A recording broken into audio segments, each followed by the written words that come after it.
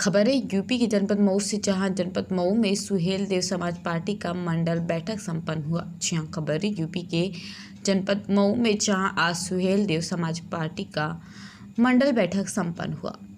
उत्तर प्रदेश के पूर्व राज्य मंत्री अरविंद राजभर ने बताया कि हम लोगों का सदस्यता अभियान प्रारंभ किया गया है और आने वाले भविष्य में कांग्रेस सपा बसपा हमारी पार्टी से पीछे हो जाएगी और कल राष्ट्रपति चुनाव में हमारे 6 विधायक बीजेपी के उम्मीदवार को वोट करेंगे। देखिए मऊ से दीवान चंद गौतम की यह खास रिपोर्ट।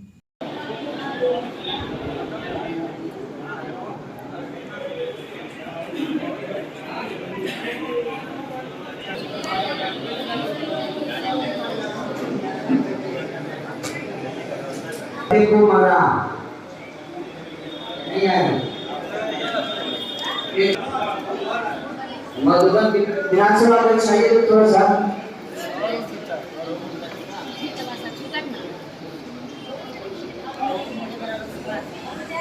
पूर्वांचल के 8 मंडलों में मंडल में संगठन समीक्षा बैठक हो रही है। बनारस मंडल, आजमगढ़ मंडल, फैजाबाद मंडल, देवी पाटन मंडल के साथ साथ पूर्वांचल के 8 मंडलों के मंडल की समीक्षा बैठक हो रही है। ये हमारे संगठन विस्तार की प्रक्रिया है और इस प्रक्रिया के माध्यम से हम संगठन देखते हैं कहाँ तक सदस्यता अभियान चला है, कहाँ तक संगठन का विस्तार हुआ है। और संगठन में एक सबसे जो यूनिक चीज़ है जिसको हम ढूंढने का प्रयास करते हैं कि सुहेल देव भारतीय समाज पार्टी जिन वंचित वर्गों की लड़ाई लड़ रही है, जिस समाज की लड़ाई लड़ रही है, क्या ये समाज सुहेल देव भारतीय समाज पार्टी के संगठन में जुड़ रहा है कि नहीं जुड़ रहा है। ये समीक्षा हम लोग करके इसकी जानकारी लेते हैं और जानकारी लेने के उपरांत हम उसी पैटर्न पर काम करते हैं कि हमसे हमारे उत्तर प्रदेश के समस्त पिछड़े अतिदलित वर्ग के लोग जुड़े और जुड़ करके इस विचारधारा को आगे बढ़ा करके आने वाले समयों में उत्तर प्रदेश में सुहेल देव भारतीय समाज पार्टी को एक मजबूत पार्टी के तौर पर, लड़ाकू पार्टी के तौर पर देखने का कार्य करें और माननीय ओम प्रकाश राजभर के सिद्धांतों को स्वीकार करने का कार्य करें। आपके पार्टी के राष्ट्रीय अध्यक्ष जी को अखिलेश जी ने कहा कि मैंने उनको मीटिंग में नहीं बुलाया, इसको आप किस नजरिए से देखते हैं? देखिए माननीय अखिलेश यादव जी की शायद ये भूल हो सकती है, क्योंकि आपने देखा कि उत्तर प्रदेश में जब 2017 का चुनाव हो रहा था तो समाजवादी पार्टी देश की सबसे बड़ी पार्टी कांग्रेस पार्टी से गठबंधन करके चुनाव लड़ी थी। चुनाव लड़ने के बाद परिणाम 47 सीट का आया था। पूर्वांचल में ओम प्रकाश राजभर जी का दबदबा है और ओम प्रकाश राजभर जी से जब गठबंधन हुआ तो 125 सीट जीतने का कार्य किया। फिर एक दिन हम लोग 2024 लोकसभा चुनाव को लेकर उपचुनाव की घोषणा हो गई थी। हम लोगों ने कहा कि 24 का चुनाव मुस्तैदी से लड़ा जाएगा। माननीय अखिलेश यादव जी ने कहा कि 2024 में तो मोदी जी की सरकार बनेगी, तो 24 को दिमाग से निकाल करके 27 की तैयारी करिए। हम कहे बाबू जी के हो मतलब हम 24 के लिए परेशान हैं, 27 के लिए परेशान हैं। अरे 24 का हम नहीं सीटियां जीतेंगे तो 27 में कहां सरकार बन पाएगी। उसके बाद साथियों हम लोग उठे चले गए। बाबू जी ने कहा कि इनको समझ नहीं आ रहा। फिर एक दिन हम लोग गए, एक दिन जाकर हम लोगों ने कहा कि माननीय अखिलेश यादव जी, आपको निचले स्तर पर चलने की आवश्यकता है, क्योंकि जब आप चलेंगे तो आपके कार्यकर्ता मजबूती से आगे बढ़ेंगे। आपके कार्यकर्ता गांव में मीटिंग करेंगे। जो माननीय मुलायम सिंह यादव के समय में वे जातियां जो अति पिछड़े अति दलित वर्ग के लोग माननीय मुलायम सिंह यादव का साथ लेकर के सरकार बनाने का कार्य करते थे, ऐसे लोगों को जोड़ने की आवश्यकता है। तो अखिलेश यादव जी ने जानते हैं क्या कहा? उन्होंने कहा कि जब भाजपा से इनका मोह भंग हो जाएगा तो कहां जाएंगे? अरे सपा वोट देंगे, बसपा वोट देंगे नहीं, कांग्रेस सरकार में आने वाली नहीं है। इसे समाजवादी पार्टी जिंदाबाद है, घूम लोग समाजवादी पार्टी वोट देंगे, सरकार बन जाएगी। अब आप बताइए ये कोई बात हुई? यही बात जब बाबू जी बोल दिए तो खराब लग गया। आजमगढ़ लोकसभा के उपचुनाव में चुनाव है तो आपकी पार्टी किधर जाएगी? कल राष्ट्रपति का चुनाव है। हमने अभी 15 तारीख को प्रेस कॉन्फ्रेंस करके हमने बता दिया है कि उत्तर प्रदेश और देश स्तर पर जो लड़ाई माननीय ओम प्रकाश राजभर जी दलित पिछड़े वंचितों का लड़ते हैं, हर वर्ग हर जाति हर समुदाय में गरीब हैं, उनकी लड़ाई लड़ते हैं और सबसे निचले पावदान से अनुसूचित जनजाति की जिसमें हम स्वतः जाने की मांग कर रहे हैं कि अभी हाई कोर्ट ने फैसला दिया है उत्तर प्रदेश सरकार को कि राजभर जाति को अनुसूचित जनजाति में शामिल करके इनको आरक्षण का लाभ दिया जाए। मेरे लिए सौभाग्य की बात है कि अनुसूचित जनजाति से एक महिला राष्ट्रपति पद की उम्मीदवार है। हमने 15 तारीख को निर्णय लिया है कि हमारे सारे वोट माननीय राष्ट्रपति द्रौपदी मुर्मू जी को जाएगा। कल हमारे सारे विधायक द्रौपदी मुर्मू जी को वोट करने का कार्य करेंगे। अंसारी के बेटे करेंगे उनको। हम लोग, मैंने पहले ही कहा कि 6 विधायक हमारे मतदान करेंगे द्रौपदी मुर्मू जी को। ऐसे में सपा के साथ तो विरोध आप कर रहे हैं जी, समाजवादी पार्टी के साथ विरोध तो आप कर रहे हैं। मैं विरोध नहीं कर रहा हूं, क्योंकि जब देखिए कहा जाता है मांगिए उसी से जो दे दे खुशी से और कहे न किसी से। अखिलेश यादव जी को हमारे वोट की आवश्यकता नहीं है। मैदान में 2 ही प्रत्याशी हैं। अगर अखिलेश यादव जी को हमारे वोट की आवश्यकता नहीं है तो हमारी व्यवस्था है कि दूसरे प्रत्याशी को जो हमसे वोट मांगेगा उसको वोट देंगे। ऐसे में सपा साझेदारी कैसे चलेगी? अब ये अखिलेश यादव जी को तय करना है। उन्होंने हमसे वोट नहीं मांगा, हमने वोट अपने प्रत्याशी एनडीए के प्रत्याशी को दिया है।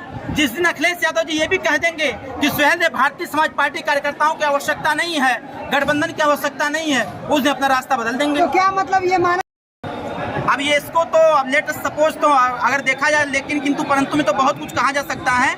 लेकिन सुहेल देव भारतीय समाज पार्टी अभी भी समाजवादी पार्टी के साथ है, उनके साथ मिलकर काम करते हैं। आखिरी सवाल, कार्यकर्ताओं के साथ लगातार बैठक कर रहे हैं, समाजवादी पार्टी का एक विकल्प आप तैयार कर रहे हैं क्या? समाजवादी पार्टी का मैं विकल्प तैयार नहीं कर रहा हूँ। सुहेल देव भारतीय समाज पार्टी को इतना मजबूत कर रहा हूँ कि उत्तर प्रदेश में और देश की राजनीति में 1 नंबर की पार्टी दिखने लगे सुहेल देव भारतीय समाज पार्टी। इसलिए बार-बार हम लोग संगठन की समीक्षा आपको कर रहे हैं। आगे सपा की जरूरत न पड़े। नहीं, ऐसी बात नहीं। हम अपनी ताकत को मजबूत कर रहे हैं ताकि आने वाले समयों में हमारी हिस्सेदारी भागीदारी मजबूत हो और हमारी इस शक्ति को कोई ये ना आके कि सुहेल देव भारतीय समाज पार्टी मात्र 2 जिले की पार्टी। आपने अपने संबोधन में कहा है कि 2024 की उम्मीद न करें अखिलेश जी, तो 27 की तैयारी करें। ओम प्रकाश जी ने ऐसा ये कहा। देखिए, बात प्रतिवाद में बैठ कर जब हम लोग संवाद कर रहे थे, बात कर रहे थे, तो माननीय अखिलेश यादव जी का ऐसा स्टेटमेंट था। मैंने अपने कार्यकर्ताओं को बताया कि आप भ्रम में मत रहिएगा, आप सुहेल देव भारतीय समाज पार्टी की तरफ से तैयारी करिए। जैसे पूर्व में माननीय हमारे राष्ट्रीय अध्यक्ष ओम प्रकाश राजभर जी इसी मऊ से घोषणा किए हुए हैं कि आने वाले 24 के चुनाव में 6 सीटों पर सुहेल देव भारतीय समाज पार्टी मजबूती से चुनाव लड़ेगी और हम लोग उसी परिप्रेक्ष्य में हम लोग कार्य कर रहे हैं। इसलिए 8 मंडलों की बैठक लगातार हम लोग कर रहे हैं। आने वाले चुनाव में यानी कि 24 में भाजपा के समर्थन रहेंगे। अभी कुछ कह नहीं सकते हैं। हम राष्ट्रपति चुनाव में समर्थन दिए हैं, गठबंधन की घोषणा भी हमने नहीं किया है।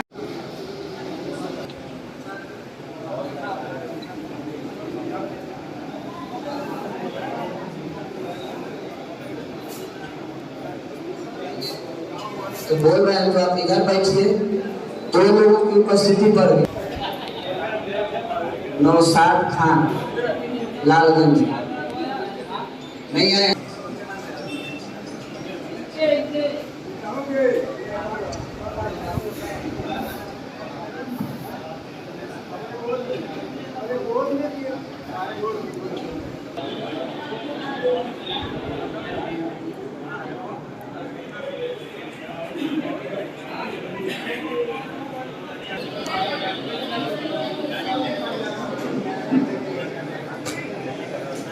को मारा नहीं आए। मधुबन विधानसभा में चाहिए तो थोड़ा सा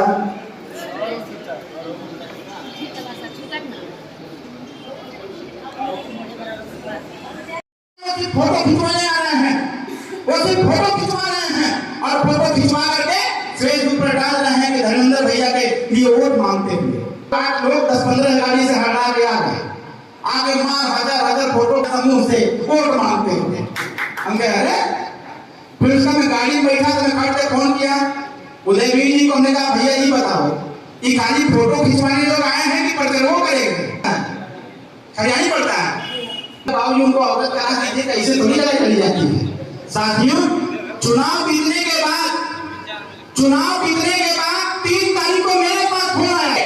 आपसे लोग पूछेंगे तो उनको बताइएगा कि ओम प्रकाश राजभर ने कहा था कि जब तक आप लखनऊ से पूर्वांचल नहीं आएंगे, जब तक आप लखनऊ से मध्यांचल नहीं जाएंगे और जब तक आप लखनऊ से पश्चिमांचल नहीं जाएंगे, तब तक समाजवादी पार्टी की सरकार बनने वाली नहीं है।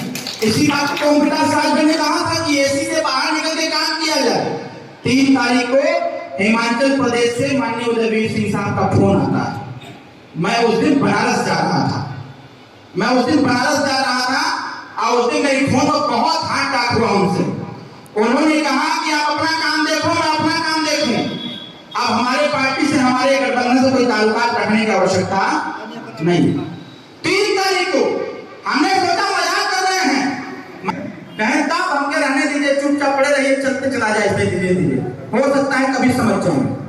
6 तारीख को फोन आया, 5 तारीख को कि 7 तारीख को राष्ट्रपति चुनाव की बैठक में, राष्ट्रपति चुनाव के प्रेस कॉन्फ्रेंस में आना है। और 7 तारीख को गया था कि अखिलेश यादव जी अब हम लोग को साथ नहीं रखना चाहते। फिर भी साथियों, मैं धन्यवाद दूंगा माननीय नेता।